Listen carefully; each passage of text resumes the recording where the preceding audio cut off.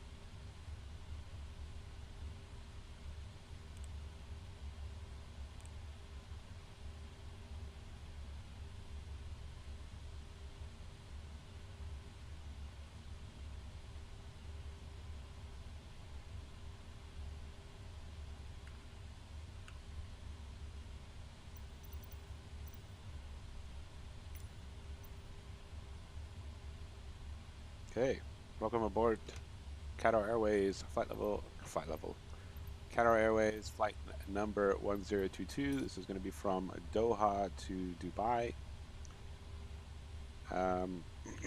Just waiting for the GPS. Okay, GPS has come online here. We're going to copy paste her into the scratch pad here and let the inertial referencing system know where we are so that it can accurately calibrate and align itself. We can start with the refueling.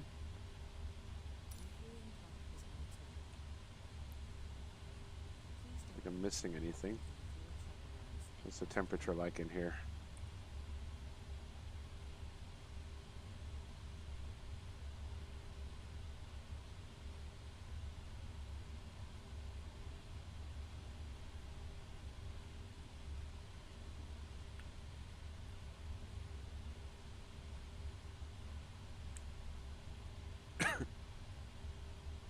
It's getting warm, so it's not nighttime. We're going to have to be extra quiet. We're going to go ahead and turn on the APU so we can get the air conditioning system going. Crack the window over here because it's quite pleasant outside. Fuel trucks arrived.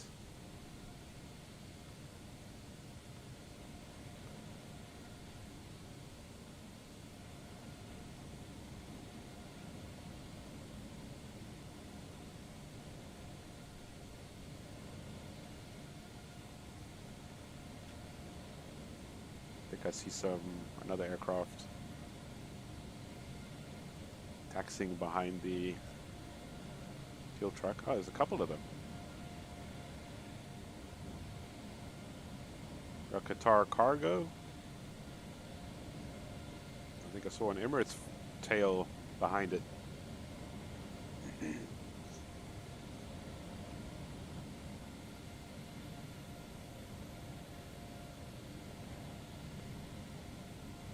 So I am flying online today. That is to say, those aircraft are being flown by real people.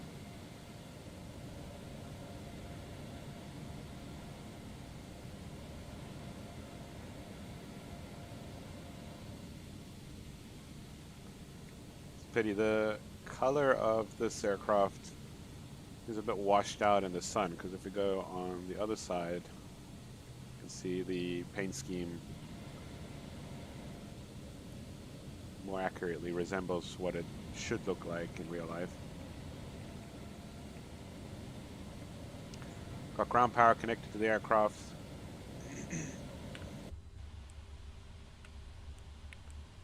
Oh yeah, right, so we're just waiting for the fuel truck to do its thing. We're running a little bit late, so let's get them to start boarding.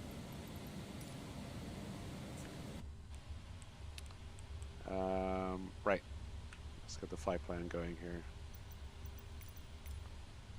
Flight plan today. So we are going to go to the route page. OTHH for Hamad International. OMDB for Dubai International. We're at QTR 1022.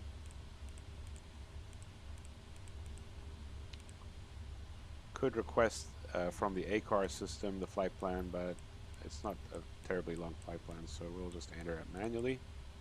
We'll be using runway 34 right today, I believe. It's the Alsam to Echo departure, and from there we'll take the airway L305 to Itbul, M677 to Vuteb, and then we'll do the Vuteb 3 Bravo arrival. So we'll go back to the index page here, arrivals for Dubai. Will be the ILS runway 12 left, and it'll be Vuteb 3 Bravo. There it is. And we will use that re-rec transition, which should give us a nice continuous flight plan without any discontinuities, which is nice. Won't activate the route yet because we're still waiting for the systems to align. Initial reference, I think, is done. Route.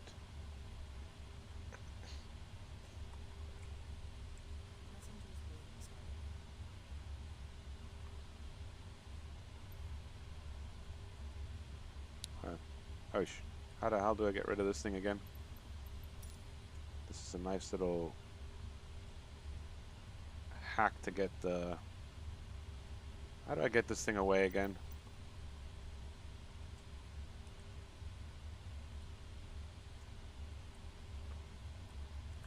This is very annoying. Great. How do I get it away?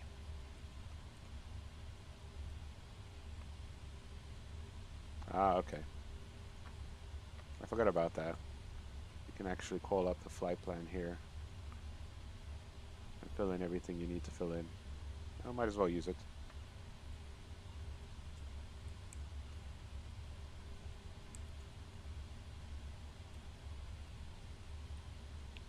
Alright, the APU should be running, and it's been about 2 minutes, so we're going to turn on the bleeds, and it should get the air conditioning system going.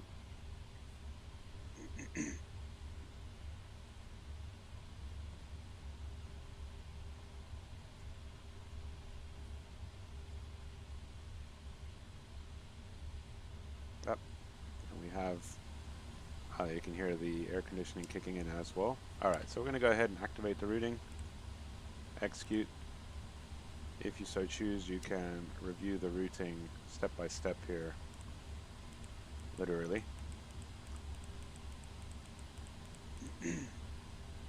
So there's this very convoluted arrival procedure here. This is more for when it's really busy. This allows for the sequencing of a larger volume of traffic into the airport. So we won't be flying the full procedure today. We'll take a shortcut somewhere. We'll see how busy it is when we get there. You can see the temperature is starting to reduce here.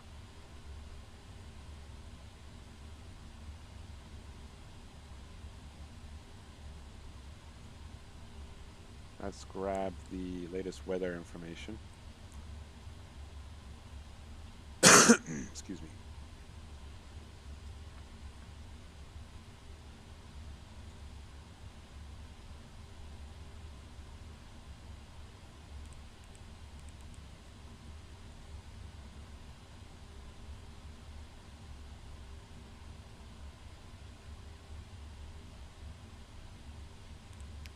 Okay.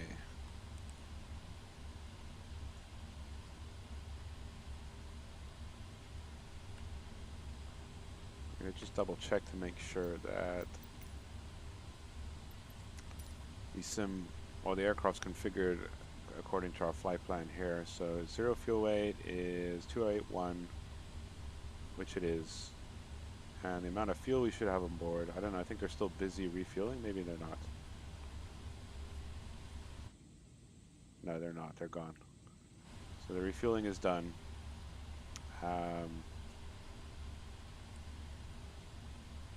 So we have about 15.9, and it calls for 15.7.8, so that's perfect.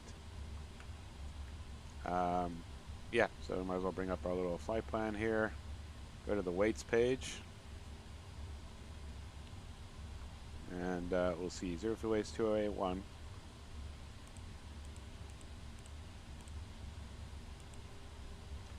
So it'll automatically add the fuel to the 0 fuel weight to give you the gross weight. The reserves is on the first page again. It's typically fin res plus your alternate fuel, which is 6.8 today. And our cruise altitude is very low for a 777, but it is Sorry, that's not 12,000. It's, I think, 21,000. I'm thinking of Bahrain. Still a low flight level for an airliner like this, but it is a short route.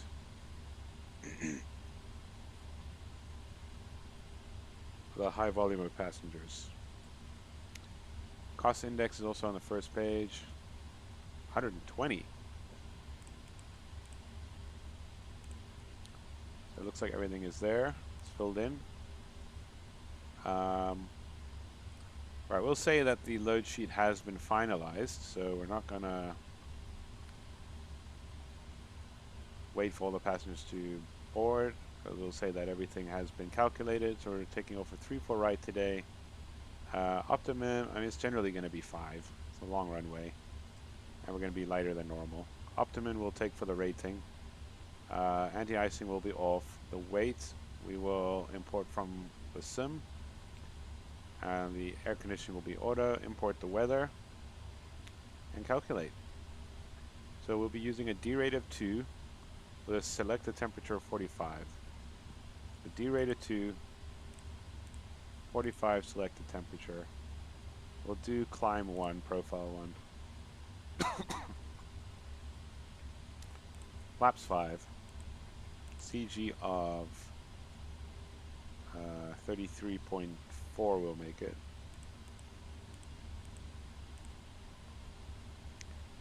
And that gives us a calculated speed of V speeds of 147, 51, 57. Basically matches the EFB perfectly. Our takeoff weight's basically going to be the same. We can refine it slightly by maybe knocking off half a ton of fuel just for the taxi. That's going to refresh the thing, but 151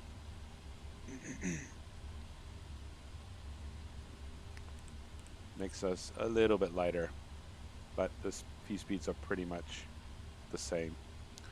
I like putting the performance figures on this side of the aircraft, or this the FMC, and then we'll put the legs page here, and we'll just go ahead and configure the rest of the aircraft systems. So just to review the weather here again, 300 degrees, 7 knots. Variable.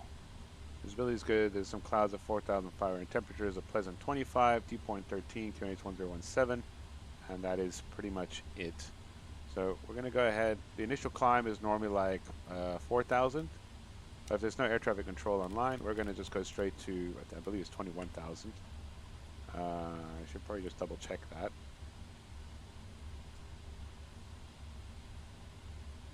$21,000. Is that what we put in, right?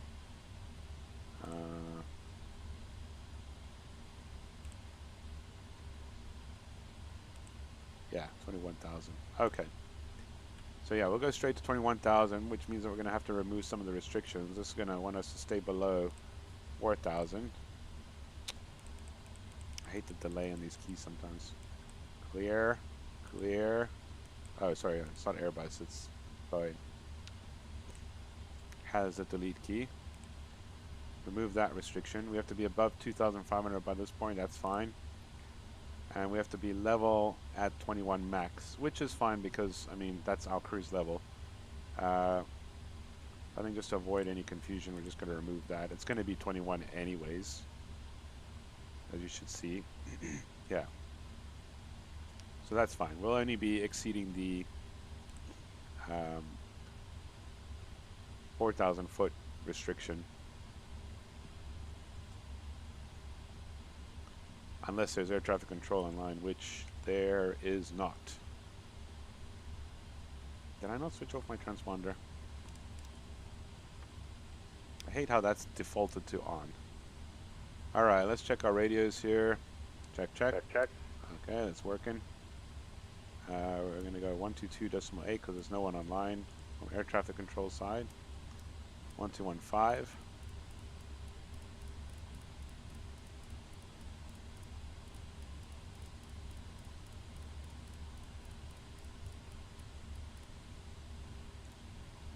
Alright. Let's see if there's any air traffic control waiting for us in Dubai.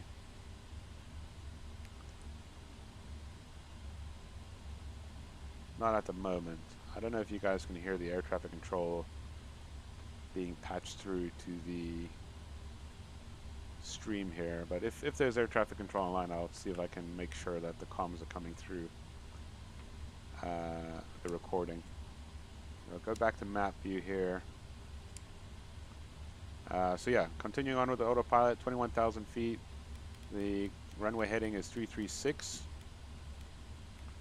We're going to go V2 plus 20, which is 177.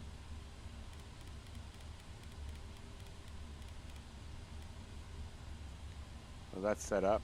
Flight directors can come on. And pressurization is set automatically. Anything else we need to do? We can get the window heaters going. The APU is running. And air conditioning is going. So yeah, I think just going to wait for the rest of the passengers to board and then we can go. As you can see, the cargo has been loaded. We'll wait for that to, because the software that loads passengers into the aircraft tends to, excuse me, sir, tends to control the cargo doors for me automatically. Go ahead and close the door here. Right, let's test all the other systems. Emergency oxygen supplies. There's no test here that I know of for the TCAS, nor is there a test for the GPWS system. That's pretty much it. So the brake source, brake pressure is not ideal right now. It's because the hydraulics are off. So what's holding the aircraft in place at the moment are just these chocks. I mean, it should be that the apron is level and the plane shouldn't roll back even without chocks, but yeah, the chocks are in there for safety's sake. We'll just wait for the rest of the passengers to board. I'm happy with the weather. Let's get the before start checks or pre-flight checks going here. So oxygen's been tested, flight instruments are set, parking brake is not set, but that's because they're not pressurized yet. But we'll say, we'll just make the checklist happy. Before start checks, flight deck doors closed, passenger signs, the refueling is complete, we can turn those on. MCB V2 heading track altitude, all that good stuff's been set, the V speeds are all in, CD pre-flight is complete. The trim is supposed to be 3.5. We don't have hydraulics on yet. I believe it won't work without hydraulics. I could be wrong. Taxi and briefing. Well, we're departing 3-4 right. We're at Charlie 3. Standard taxi out to the Charlie taxiway. And we'll taxi to the start of the runway. We've configured the departure, which is the Alsam to Echo with the removed restriction of 4,000 feet just after departure. Will just be a continuous climb to flight level 210 unless otherwise advised by ATC, which at this time there is no one online. I would say that's it. No other hazards or risks or anything that we're worried about. The aircraft's fully operational, the weather is fine. Yeah, that's pretty much it. I think, are we done? I don't know if boarding's complete yet or what's going on here. No, it looks like they're still boarding, so still waiting on the boarding.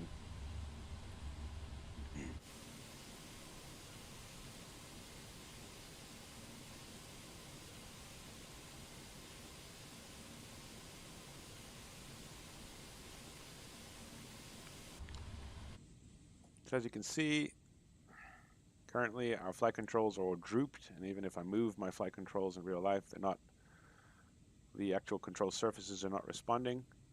That's because, again, the hydraulic systems are not pressurized, so everything will be drooping, as you can see. I don't know, with the exception of the outer ailerons, or the ailerons and the elevators, they don't seem to droop. But the rudder is definitely